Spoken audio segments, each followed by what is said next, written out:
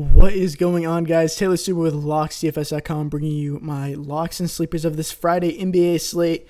The video yesterday went really well. Josh Richardson is doing really, really well. Bobby Portis is doing well. Ben Simmons is doing really well. Jan Mahemi's hitting value easily because I predicted that Dwight Howard was going to be out. A lot of the guys, or a lot of beat writers and stuff, thought he was going to play, but I didn't think they would push it, and luckily he did not for our DFS sakes. We're doing really well. It's like halftime right now. I'm recording this for the second time. Trying to get this out the night before because I know you guys work during the day, so if you guys have the information out the night before, you guys can do some extra research.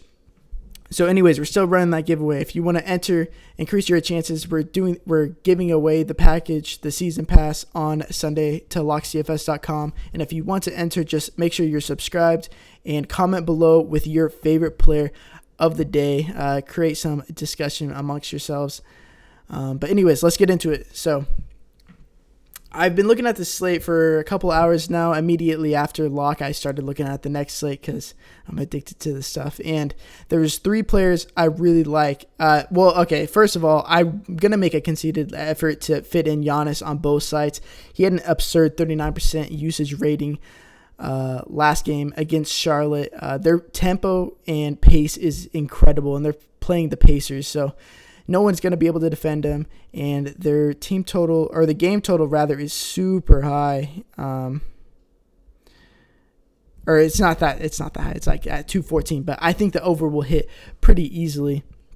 And he is the entire offense. If you watch them play, they don't really run plays. They just run, and no one's stopping Giannis in transition. So in order to fit in a guy like Giannis, you will need to find some cheap value.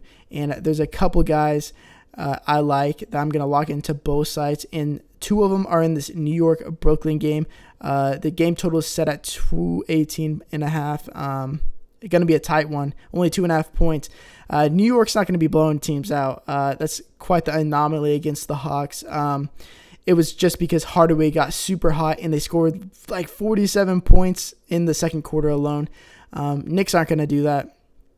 Probably ever again this season. They're not going to score that many points, not going to be blowing teams out. And if you know anything about Tim Hardaway, is he can do that, but it's not very often. He's a very streaky player. And one of the guys that is on the Knicks that they didn't really raise the price because of that, because of the blowout, and because he only got 21 minutes, it is Trey Burke. He's super cheap on both sides. He's only $5,700. Outside of Hardaway, he led the team in usage at 25.5%. No one on Brooklyn's going to be able to defend him. When he was out there, he's the main ball handler. Going into the game, I thought Frank Ntilikina would handle the bar more, but it was just straight up Trey Burke. And then Tim Hardaway got super hot, and they just ran with the hot hand. But it looks like in a normal game, Trey Burke is going to get upwards of like mid-30s minutes. That 25% usage rating should stick. And in a high-scoring, high-paced game like this, I love Trey Burke at 5.7K on DK. And then on FanDuel, he's 5.8K. So I love it both sides, especially on FanDuel. They barely rose his price. In the same game, I love Levert. I know he's kind of expensive on FanDuel at 7.4K, but on DraftKings, he is, what is he, like 6? He's 6'3", so very cheap. He's like more of a mid-range player, but I think he should be way more expensive. You can tell that Kenny Atkinson trusts him a lot more than D'Angelo Russell. Just by looking at the last game, they decided to go with the likes of Spencer Dinwiddie and Caris LeVert down the stretch. Russell didn't even play in the fourth quarter. Russell only shot 9 times. Caris LeVert shot 21 times. He led the team in usage. I think it was 28%. I think it was 28% is what usage he had, and that should stick. The minutes should stick as well. Usually you can't trust guys in Kenny Atkinson's offense. You can't really trust their minutes, but as long as Amari Carroll's out, he's going to be playing the 1, 2, and the 3. He's going to be out there more than anyone on the team, led the team in minutes. I really like him in this matchup. And his usage and his role in the offense is it doesn't seem like it's going to change at all. So I really like him on both sides. And the last guy I like and I'm going to be locking in on both sides is Cedi Osman. Yeah, you saw it last game. He kind of just runs the offense. His usage isn't really that high, but he is efficient when he shoots.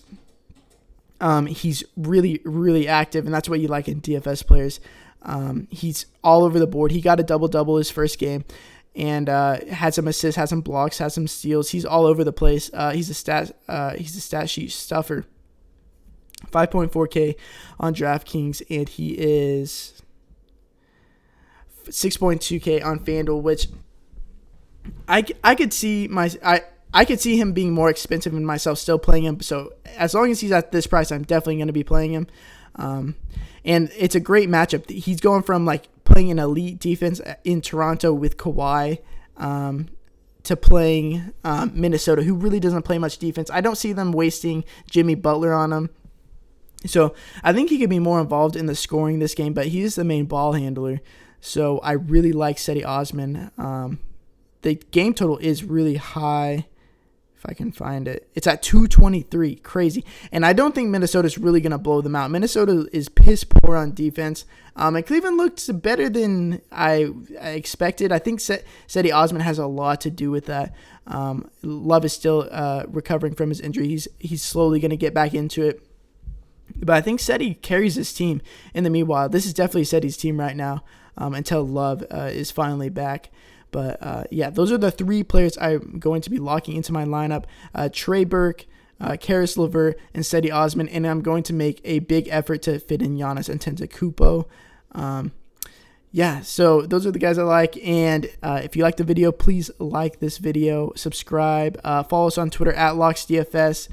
Follow me on Twitter at Taylor Stuber. You can ask me questions whenever you want. I'm always down to answer, debate, NBA, NFL, any sport really.